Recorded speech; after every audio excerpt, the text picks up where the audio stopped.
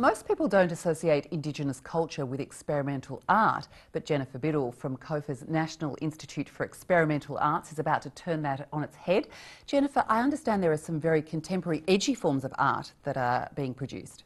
There are. In fact, it's an incredibly burgeoning area of excitement in new art forms. And in fact, it's what my research project is really about, is how do we begin to really understand and conceptualise and model and indeed exhibit and display what is going on in terms of this really very fast and exciting movement of experimental art forms across the Central and Western Desert.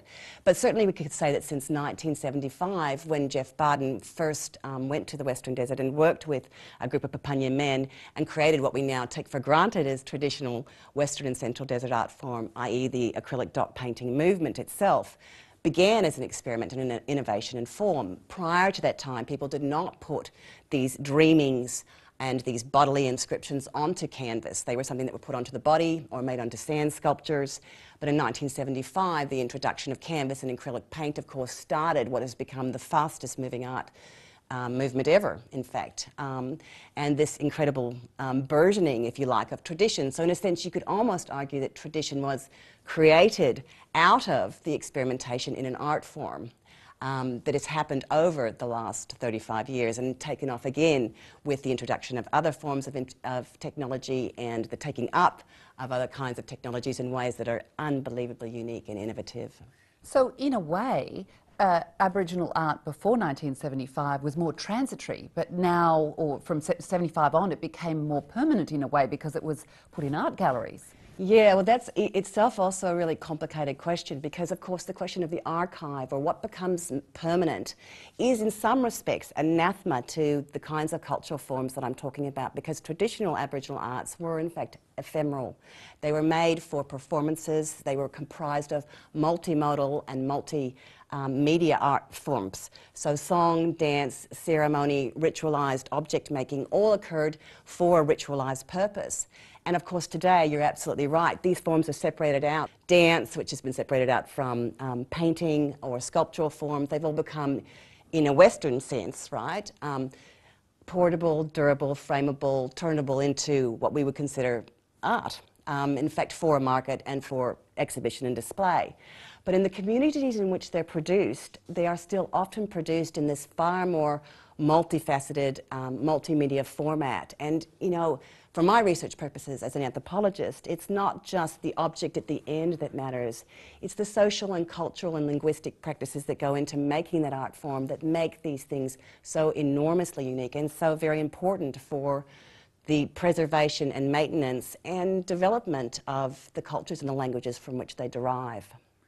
So with this experimental art that's currently underway, is that an important part of the practice of this culture?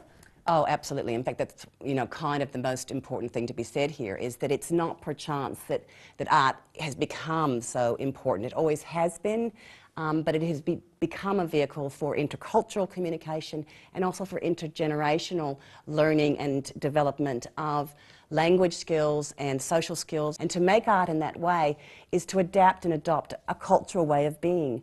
And that's what's most crucial in these art forms, is what you see is a continuity through innovation. So that as people are taking up things like mobile phone technologies or the making of animated film forms, they're nevertheless using traditional skills in that new capacity.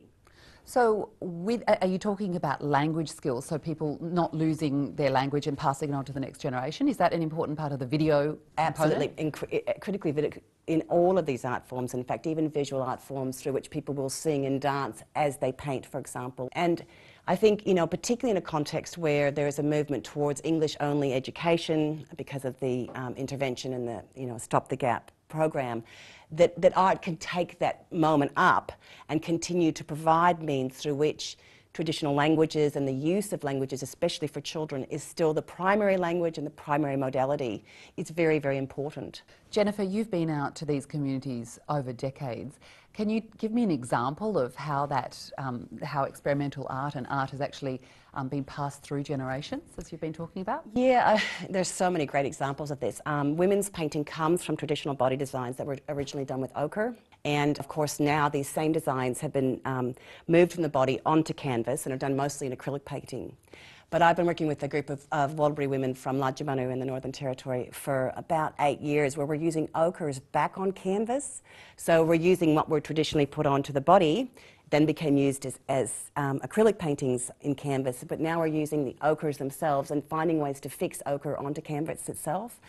And what this has generated is not just new works on canvas, but new forms of ceremony associated with the designs that have been revealed through that process, so that it's invented not just, in a sense, new ways of using the medium and new forms of visuality on canvas, but new song cycles and new revelation of ceremonial ways of knowing in parts of the country that haven't been sung or explored before.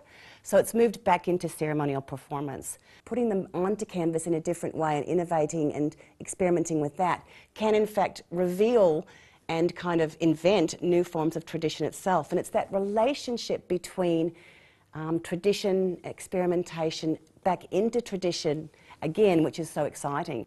And do you think our perceptions will change of Indigenous art over time?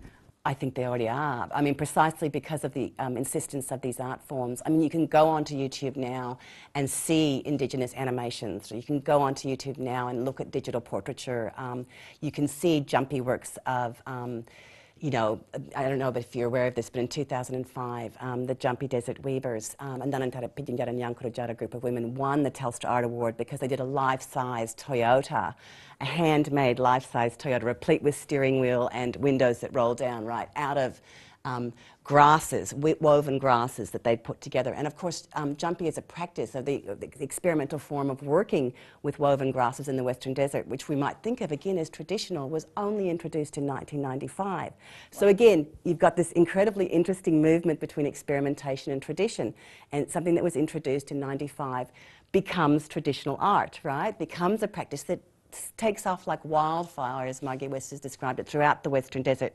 It's now practiced, you know, from here to Kalgoorlie and throughout the West. And women are making all these innovative forms of traditional art. Jennifer, thank you so much for coming in today. You're welcome. Thanks, Susie.